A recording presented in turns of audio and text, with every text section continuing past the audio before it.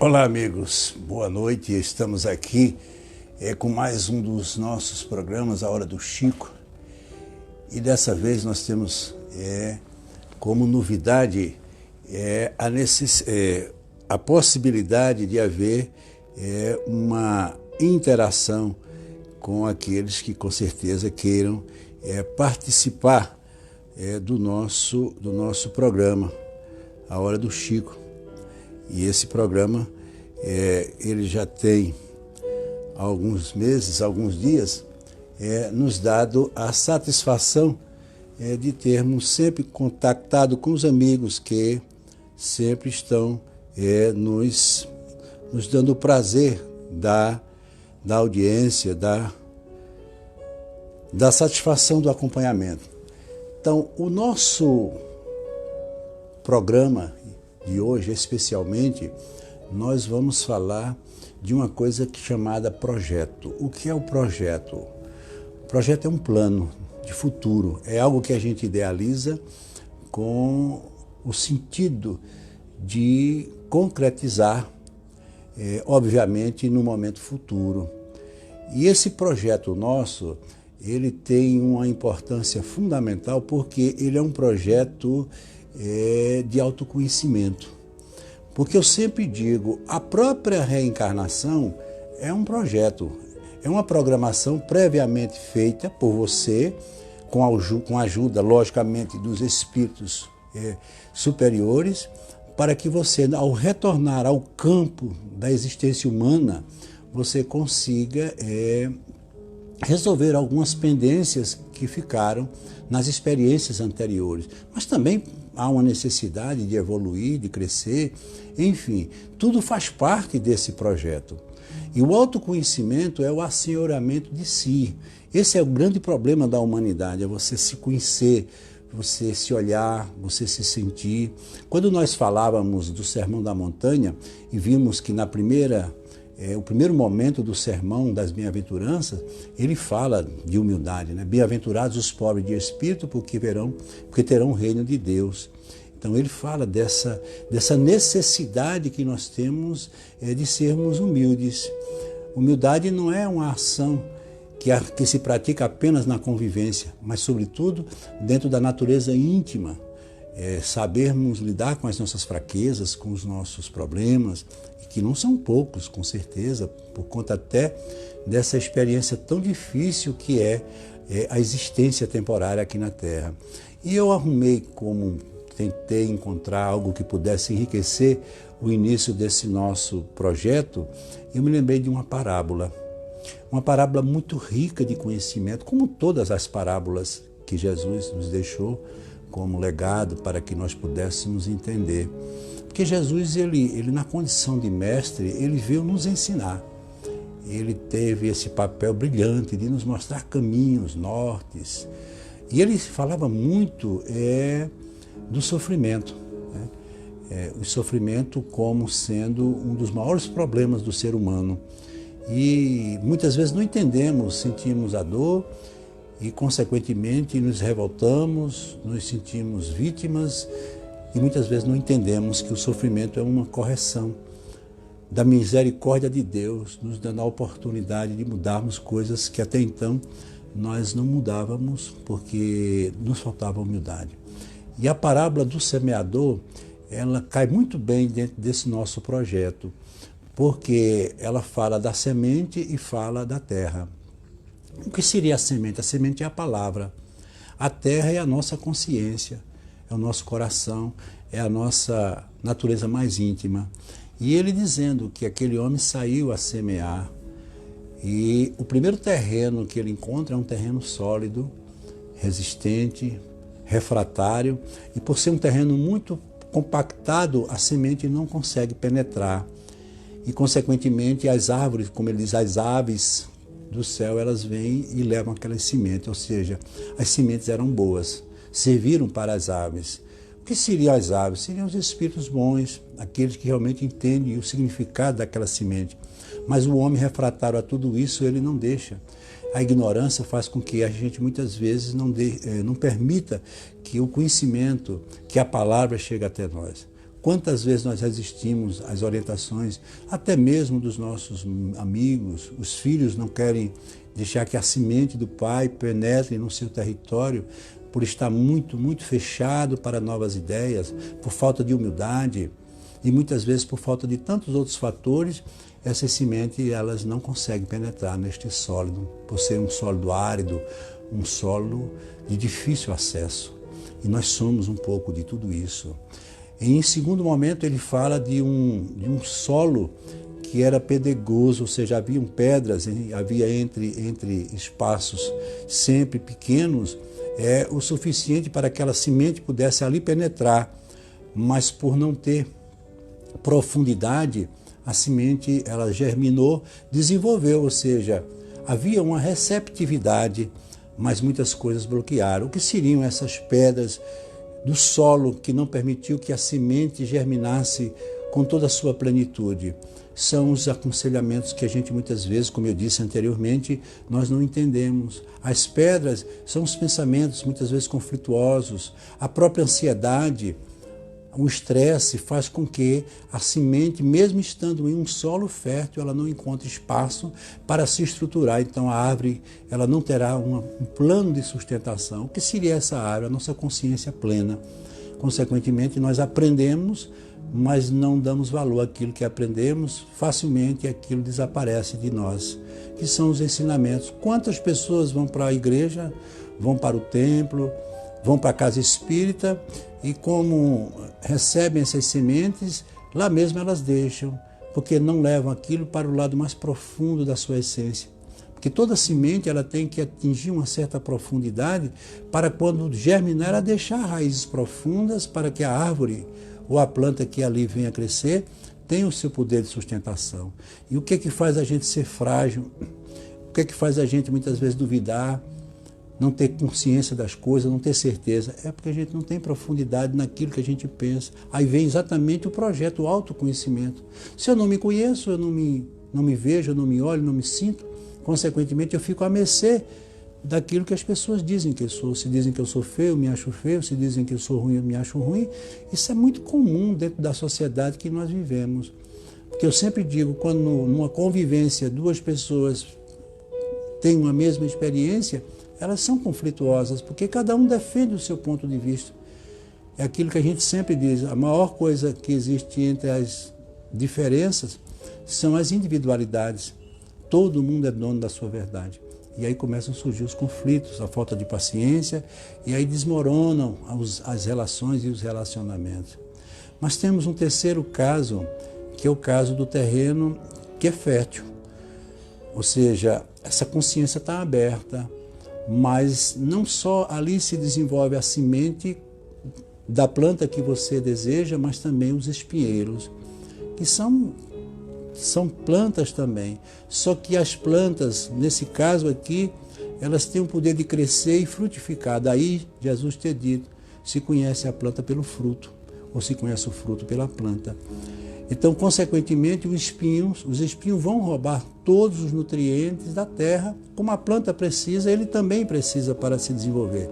E desenvolvem-se os dois. Só que um passa a ter uma predominância maior do que o outro, dependendo de como você cuida desta semente, como você cuida dessa palavra.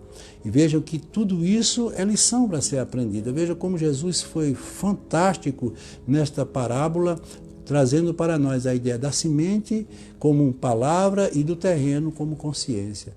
O que existe de mais importante, a gente menos valor dá, que é o conhecimento que a gente adquire através das palavras, principalmente através do Evangelho. O Evangelho é tão rico de conhecimento, de ideias, mas a gente, consequentemente, como um solo resistente, muitas vezes não deixamos nem que essa semente penetre. E, finalmente, chega-se ao terreno bom, que é exatamente uma consciência aberta e plena, que é essa consciência que nós precisamos atingir. É esse nível de consciência que a gente precisa alcançar, que é exatamente aberto ao conhecimento. Nós não somos seres perfeitos na nossa experiência. Temos o dom da perfeição por sermos filhos de um ser perfeito. Temos a perfeitude, mas a perfeição ainda está muito longe, porque ela é absoluta. Deus é absoluto, nós somos relativos. Então, esse terreno é o terreno que vai permitir que a semente possa ali se desenvolver, germinar e, consequentemente, gestar ou gerar, né, árvores que darão bons frutos. Consequentemente, esses frutos vão se transformar novamente em semente e assim é o ciclo da vida. Isso é maravilhoso, isso é fantástico e, consequentemente, nós temos que valorizar esses momentos da vida. E eu aqui aproveito no livro O Evangelho segundo o Espiritismo, eu relacionei aqui o capítulo 9, que é Bem-aventurados os mansos e pacíficos. Veja que ele fala da mansuetude e da paz. O que é a paz? A paz é um estado de espírito. Como o próprio Gandhi dizia, a paz do mundo não está no mundo, está dentro de cada um de nós. Entendeu? Então, consequentemente, a paciência é a ciência da paz. Mas essa ciência, como toda ciência, ela precisa de transformação, de novo. E, consequentemente, esses fatos são muito difíceis para o homem entender. E aqui ele falando sobre a paciência, ele diz aqui, a dor é uma bênção que Deus envia a seus eleitos. Veja que frase forte. A dor é uma bênção que Deus envia aos seus eleitos. Portanto, não se aflinja ou não se desespere diante da dor, porque a dor ela tem o poder de nos assinalar, nos avisar. É uma espécie de um alarme interno que nos mostra os nossos erros, os nossos abusos. Por isso que tem um grande pensador que dizia, aonde estão os teus abusos, os teus erros, está a tua dor. Porque nós temos uma estrutura, tanto fisiológica como espiritual, que precisa muito de equilíbrio e de harmonia. Todas as condições em que nós nos submetemos, é preciso que haja, sobretudo, uma reflexão.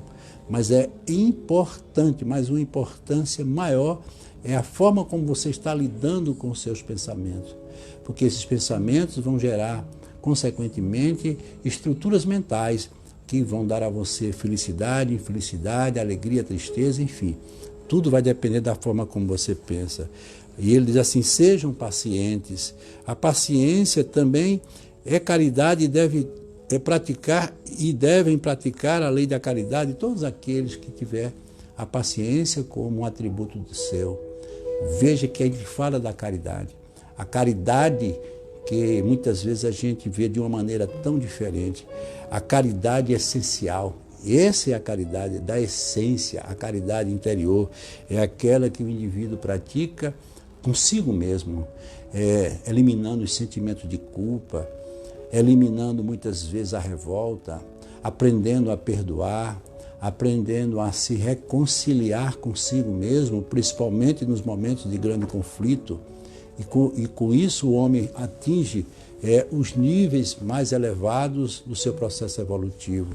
E assim a gente tem que cada vez mais se inteirar de todos esses processos.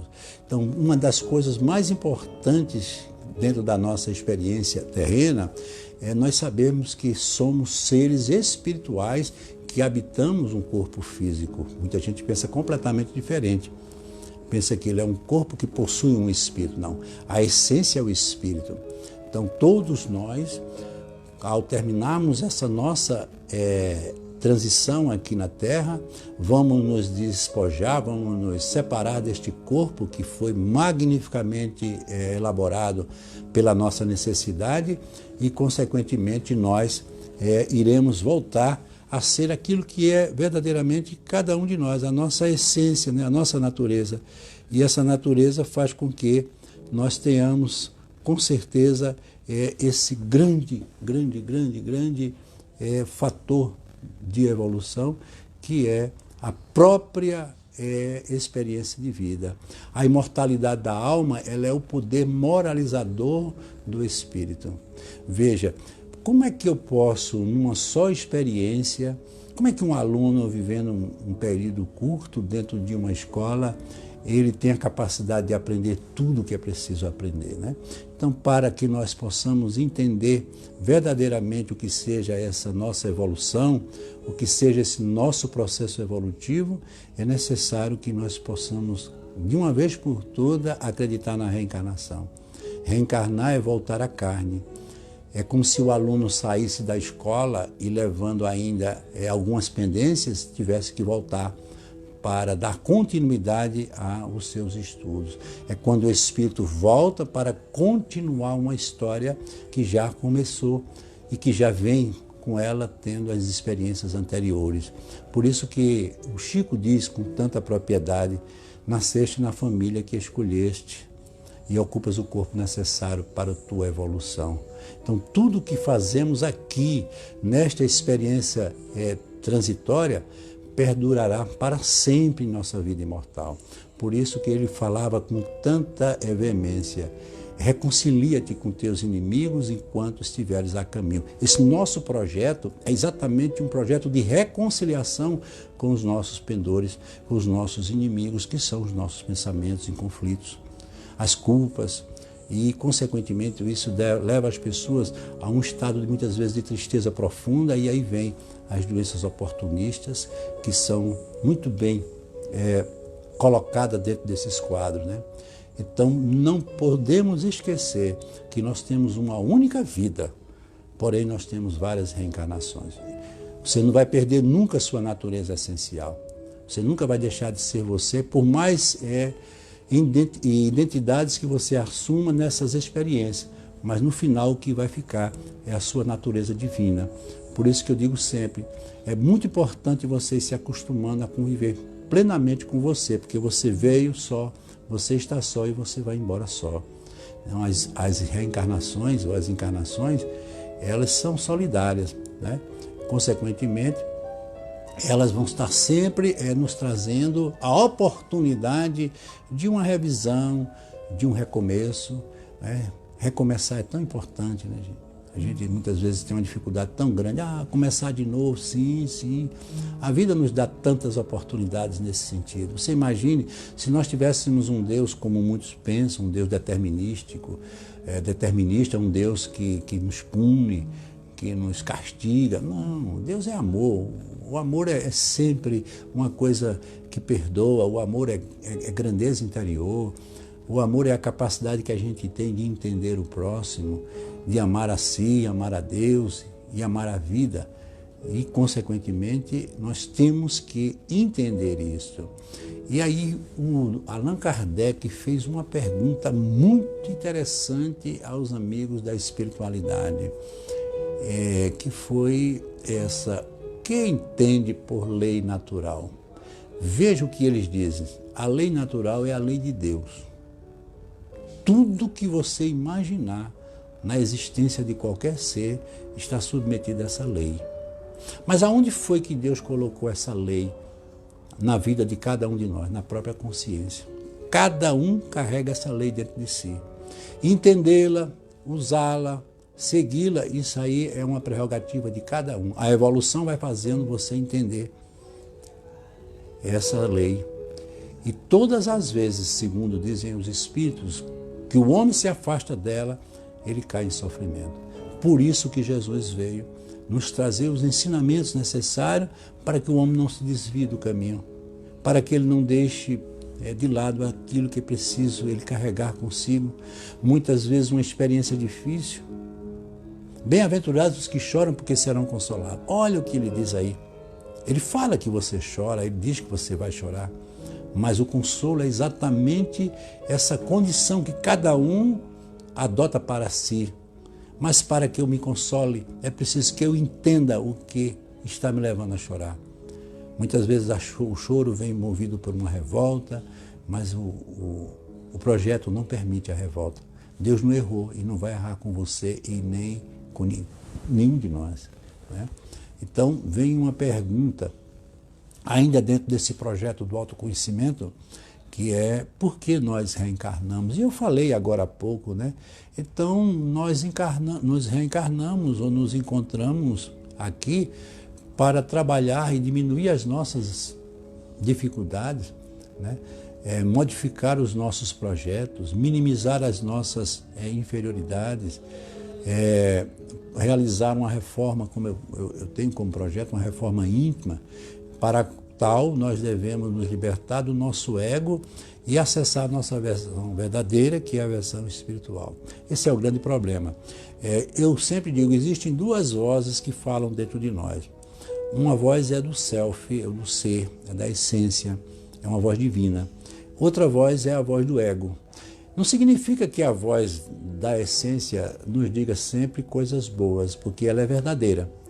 Se você estiver errado, ela vai dizer a você que você está errado. Mas ela não é punitiva, ela não é conflituosa. O ego não, o ego nos submete muitas vezes aos conflitos, porque nós nos medimos com as medidas dos outros, com a medida do meio da sociedade. O self não permite isso. Como ele é de natureza interior, ele apenas vê você na sua essência, na sua própria naturalidade.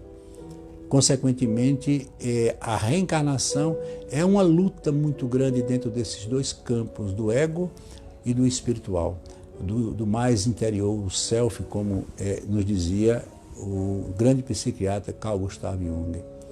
Então, uma pergunta que muitos fazem, no mundo espiritual, ou seja, quando partirmos daqui para a nossa pátria espiritual, nós iremos progredir, nós iremos evoluir? Então eles responderam, pode melhorar-se muito. Tais sejam a vontade e o desejo que tenha de consegui-lo.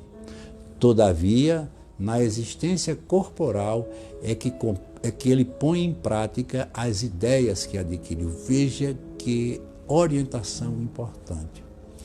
Por exemplo, se você observar um aluno, quando ele termina o ano letivo e ele não conseguiu a aprovação por ter ficado pendente nessa ou naquela matéria, a escola manda ele para casa e dando a ele a oportunidade do retorno para ele continuar com seus estudos. Mas o que é que está fazendo ele voltar? As matérias ou a matéria na qual ele ficou pendente. E, consequentemente, ele vai ter que recapitular tudo aquilo.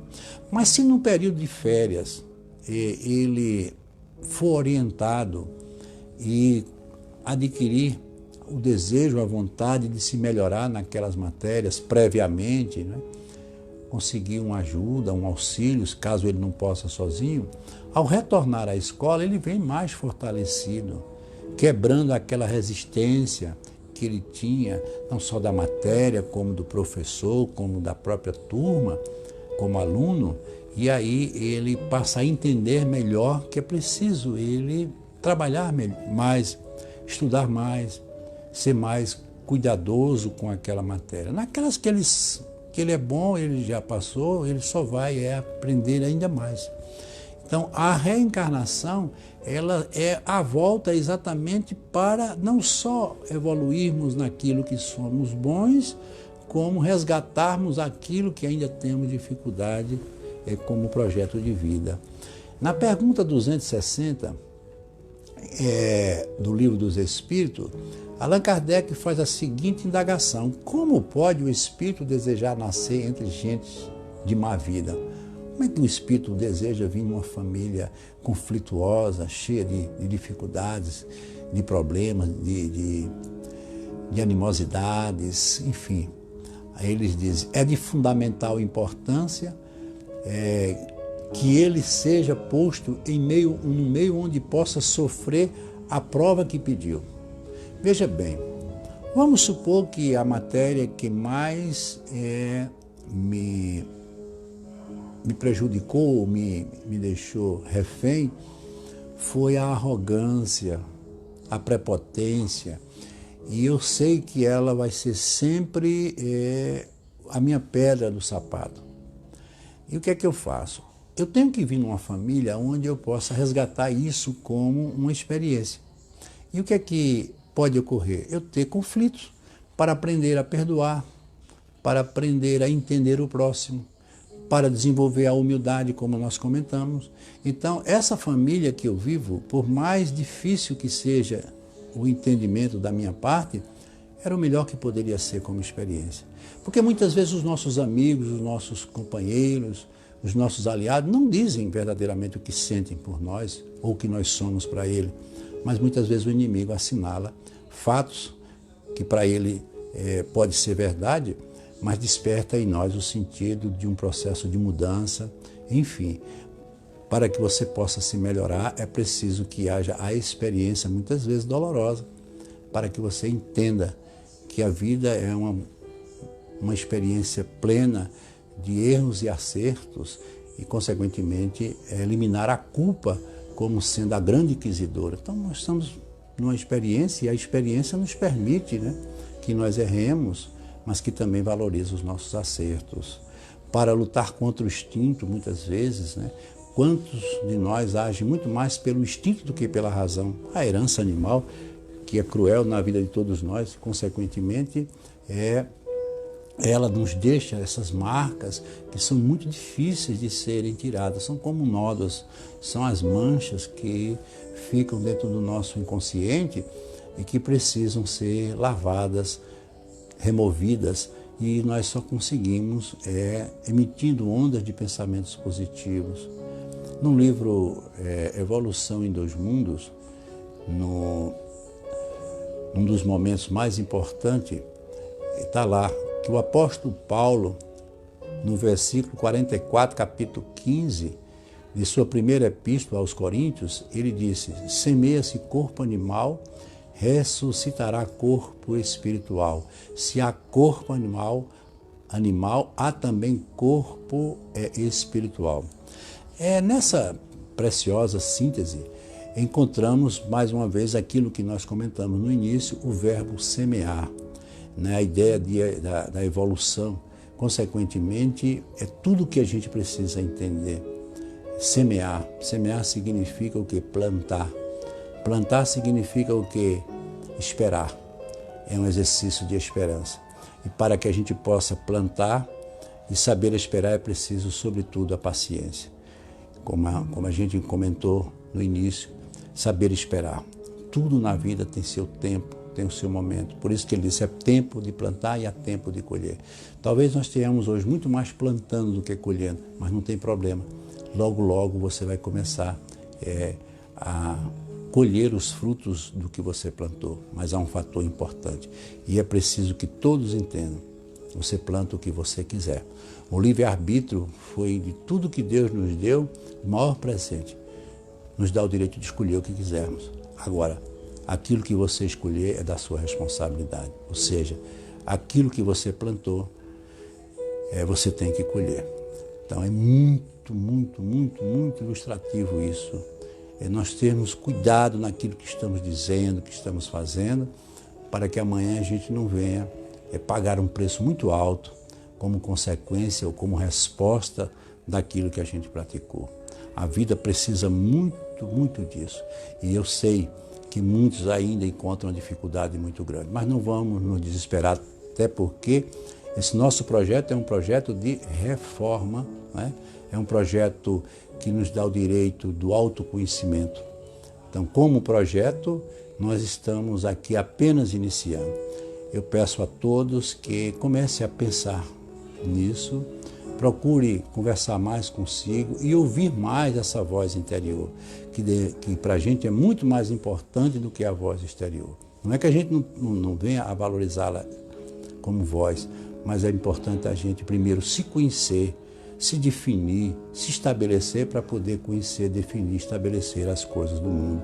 Até porque eu não vim aqui para fazer outra coisa senão criar meu próprio mundo. E esse mundo é o mundo que existe dentro de mim. E eu tenho isso como uma grande verdade pelas experiências que nós estamos passando. Portanto, nós deixaremos aqui essa mensagem e lembrando que na próxima semana nós vamos continuar com esse nosso projeto do autoconhecimento. Um abraço a todos e até lá.